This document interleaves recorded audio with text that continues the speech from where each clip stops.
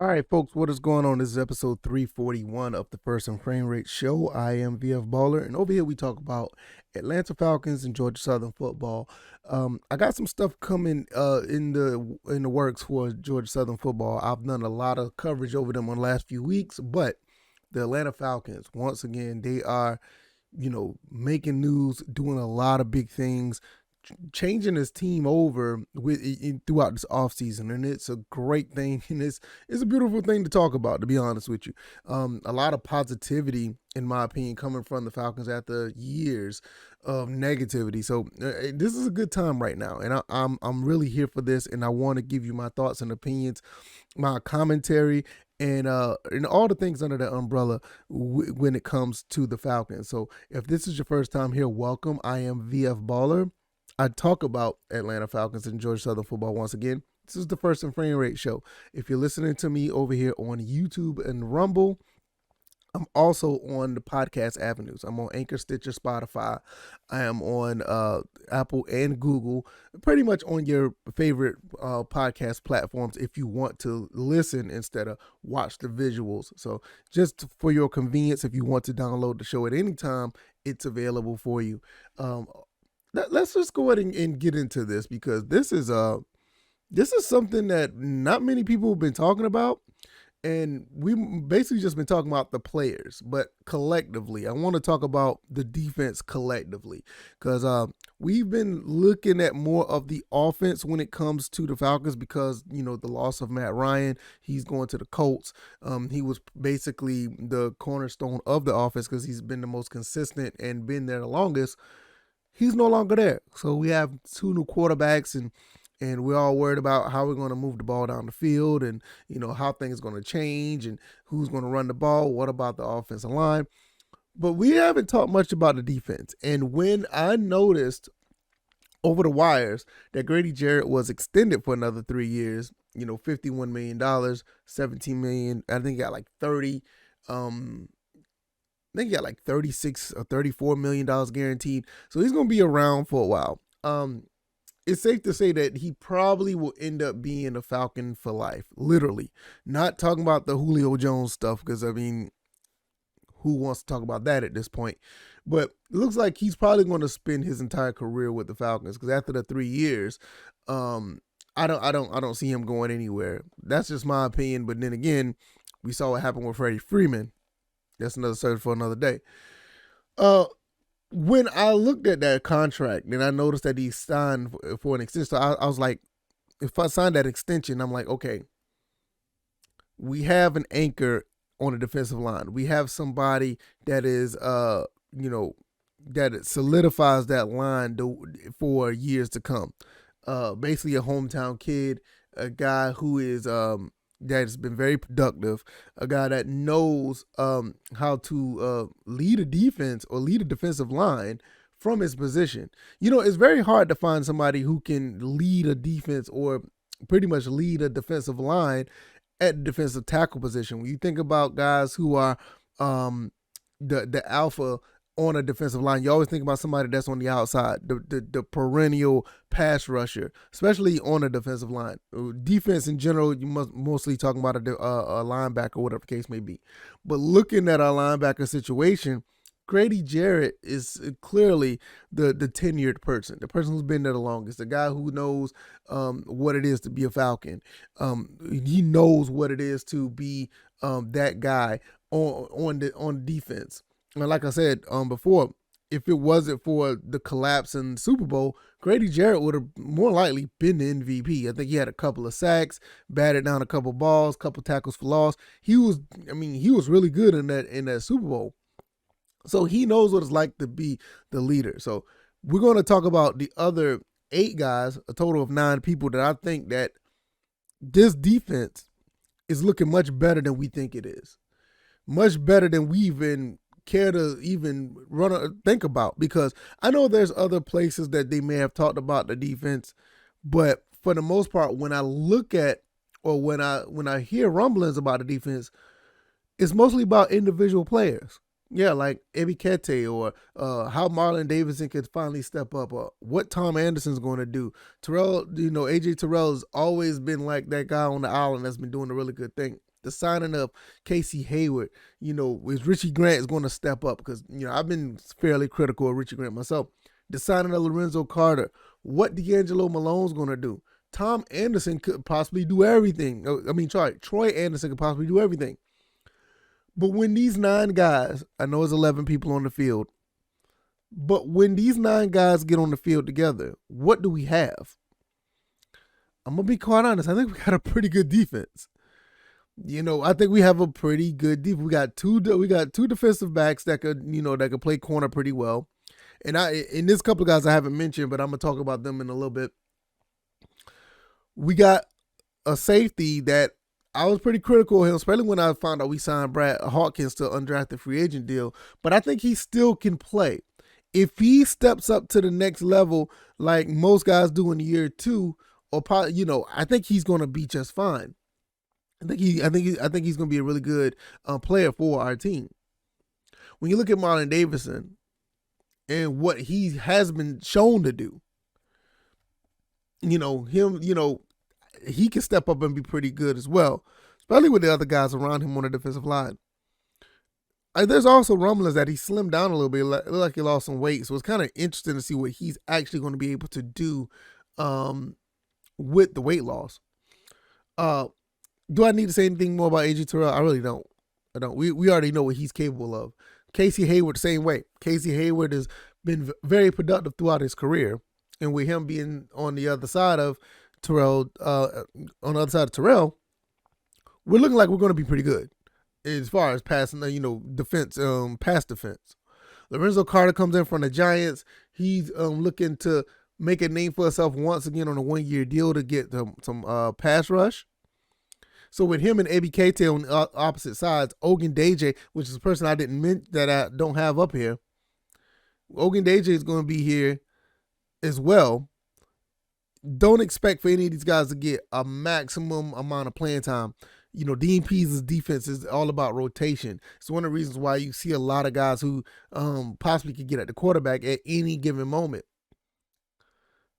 When you turn around and look at D'Angelo Malone and Troy Anderson, these are 2 linebackers that are very versatile. They can do a little bit of everything.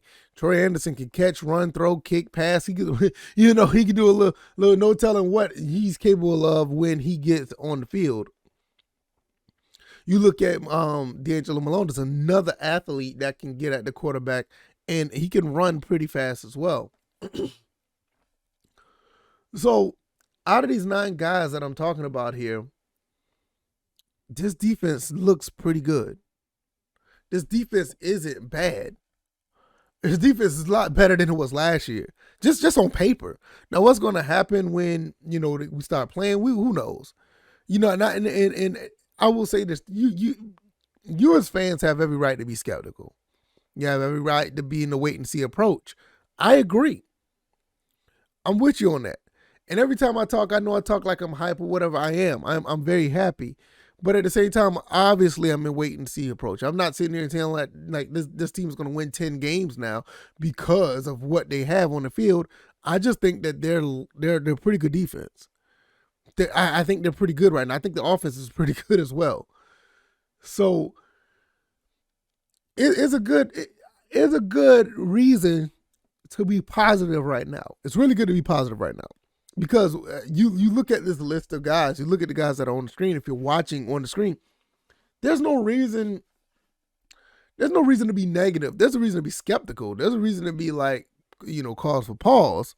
But we don't know what's going to happen. We don't know how all these guys are going to fare out. I mean, we know what Grady and AJ Terrell is going to do. We know what the veterans are going to do. But the guys who are coming in as rookies, and even some of the people coming in on contract, we don't know what they're going to do.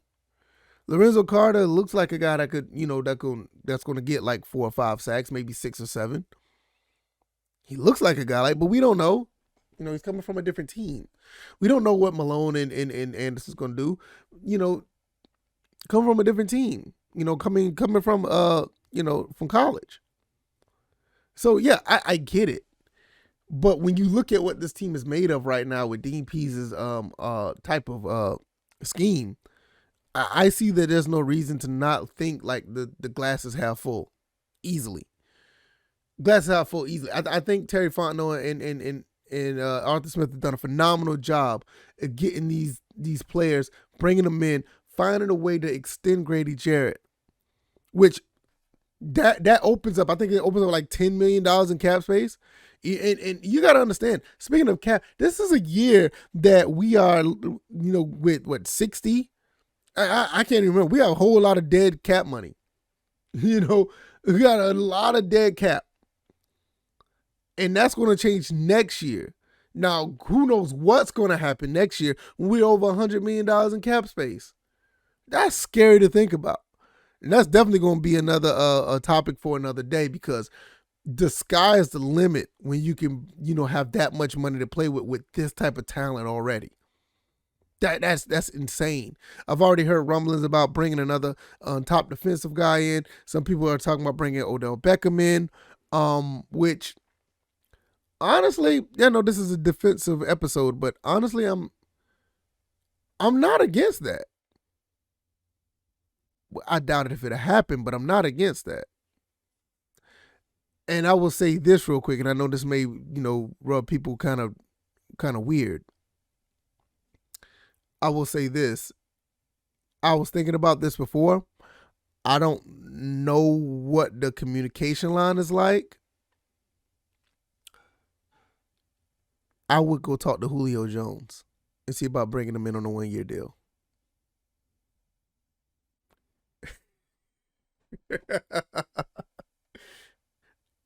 But I'm dead serious about that. I would not. I'm not opposed to that at this point, knowing what we have now. But it gotta be the veterans minimum. It gotta be the. I mean, look, nobody's looking at him. And I don't want to go down this rabbit hole right now, but nobody's looking at him right now. There's been rumblings that he could go to the Colts. There's been rumblings that he's go to the Bucks.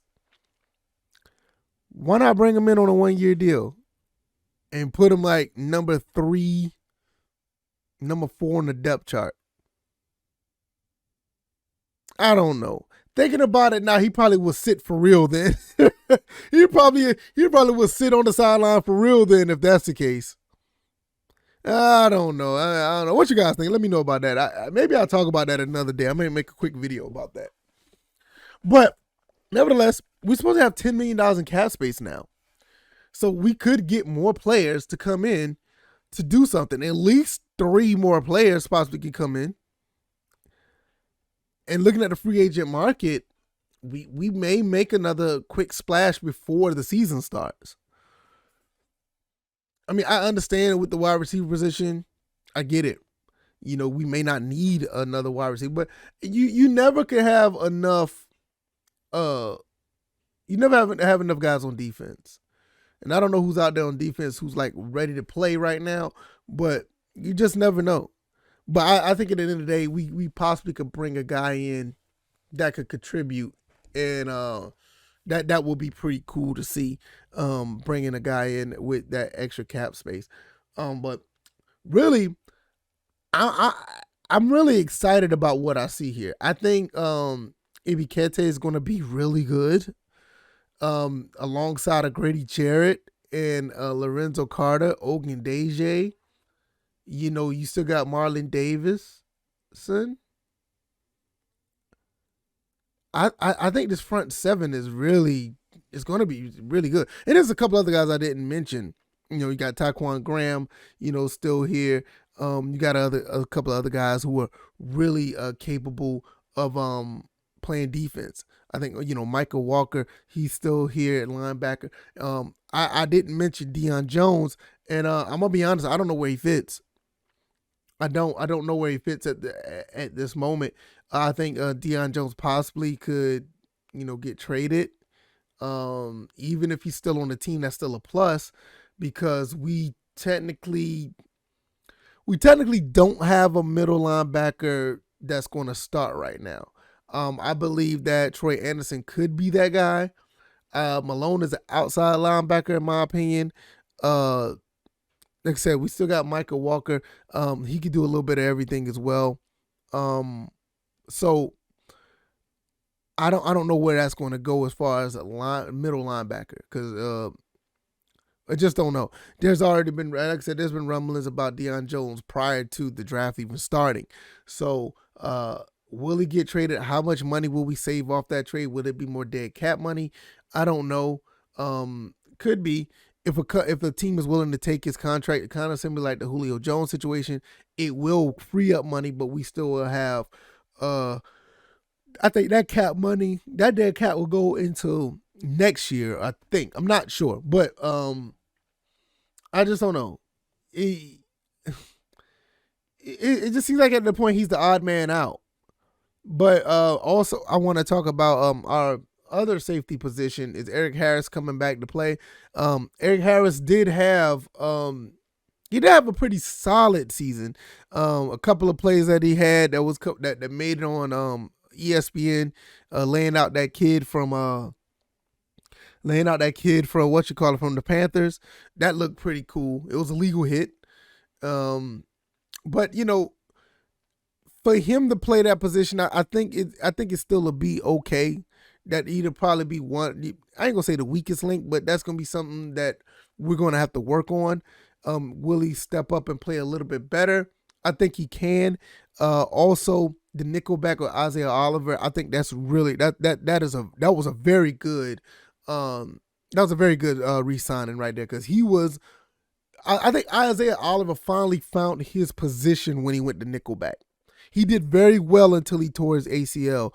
And with him coming back, I want to put him right back in that position. Have Casey Hayward and AJ Terrell play the outside. Put Isaiah Oliver back in that nickel slot and let him work. I think those three guys across the board is going to be very, very productive for us. And that's what we need in the passing game. The pass defense anyway. And with Richie Grant, Brad Hawkins, I still believe in Brad. I think Brad Hawkins could be a star.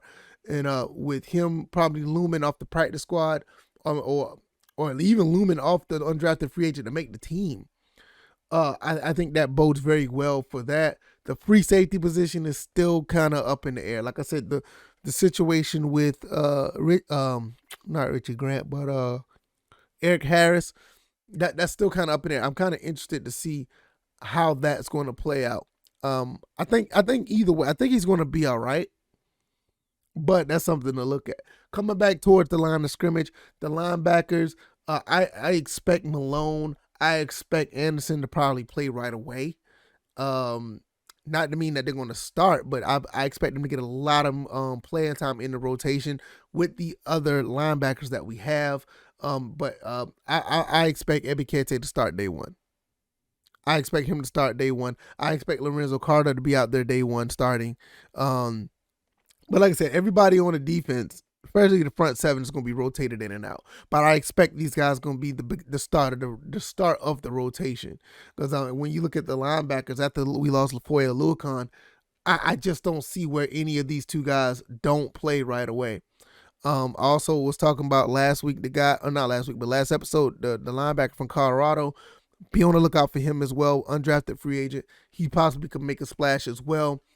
As far as being in that rotation or possibly being on special teams. Matt Hankins, that's another guy that's on the undrafted free agent list that was signed. Watch him to possibly get some rotation time. More likely on the outside. They're going to try him on the outside every now and then. I can see that. I don't know. He might do better. He might do pretty good in the nickel as well. It's just so many players right now that we have that are willing and able to fit. I ain't gonna say willing and able because I don't know if they're willing to, but they're going to be able to fit in this defense very well, very well. I see a Taquan Graham, Pennell. I think Pennell is still on the team. You still have these other guys that were signed earlier this year at defensive tackle. Ogun Deje, Taquan Graham, those guys are going to be rotated in and out, but you still have the anchors and with Grady Jarrett. AEK is probably going to be that guy on the outside as well. Lorenzo Carter is probably going to be on a prove it. He's on a prove it deal, so he's going to prove that he can play, and he can get at the quarterback when need be. So I think overall we're looking really good on defense. I think we're much better than we thought we were, and I feel that this team is going to surprise a lot of people. They're going to surprise a lot of people. You got to understand, we won 7 games with the team that we had last year. 7 games. And if we can get Desmond Ridder or Marcus Mariota to play smart football or play, they don't have to be the guy to actually, throw for 4,000 or 5,000 yards. But with that receiving corp, all they have to do is get the ball to them. Don't throw the ball to the other team. Don't fumble the ball. Don't make very bad decisions. Just get the ball to the receivers and the tight ends and the running backs out the backfield. I think we're going to be pretty good. I wasn't really into this whole situation where Terry Fontenot and them said that we want to have our cake and eat it too. We want to rebuild and win at the same time. I wasn't really feeling that because it kind of didn't make sense. But now when you look at it now, I'm like, all right, wait a minute. We got something here. And looking at this, looking at the NFC South, I mean, man, you look at the Panthers, you look at the Saints defense, they're looking pretty good. But you look at the Bucks, the Bucks got Tom Brady, and those guys have our number. But when you look at the NFC South is not. The NFC South is much more winnable than I think. And as the weeks go by and the season get closer, we may see more of that being a reality. Because the Bucks are the Bucks. Don't get me wrong, But when we got a team like this, I mean, you may want to think about some things just a little bit quicker about, what we can do in this division. Because defense win championships. I don't care what anybody say. It's an offensive-driven league, but defense win championships. And if this defense is willing and able to step their game up and bring this talent in, and this talent plays like this, or I ain't going to say plays like this, but if they play up to their strengths, they play within this scheme, we may have something here. That's a lot better than we actually thought. If you like this commentary, if you like this podcast, hit the like button, share this podcast. Let people know what we're doing over here. Subscribe to the channel if you haven't already. On your phones where it says the little share button, let me tell you what you should do. Take that share button, hit that, and send it to somebody that that's a Falcon fan. Hell, send it to somebody that that's a Saints fan. Send that to somebody that that's anybody in this division. Send it to anybody that that's a fan of any team in the NFC. Let them know what we're talking about over here. Let them know. Just hit that share button on the YouTube right under where it says like and stuff and just share it. Send it to somebody. Text it to them. Let people know what we're doing over here. Also, if you don't mind, give me a 5-star rating on that star chart. If you're listening on Apple, if you're listening to us on any of the other podcast avenues that does give feedback, give me some feedback. Let me know what I'm doing right, wrong, or indifferent. Let people know what's going on over here. I hear my son downstairs. He's up already. That's awesome. Okay. So, all right, y'all. I'm going to get up out of here. I will be making another video later on about the Georgia Southern Eagles. Hopefully you guys tune into that. Thank you guys for all the support. You guys are awesome. You guys are amazing. Thank you guys for all the support, the uptick in subscribers, and all the feedback I've been getting. Thank you guys. Excuse me. Thank you guys. All right, y'all. I'm going to get up out of here. You guys take it easy. You guys be blessed. Peace.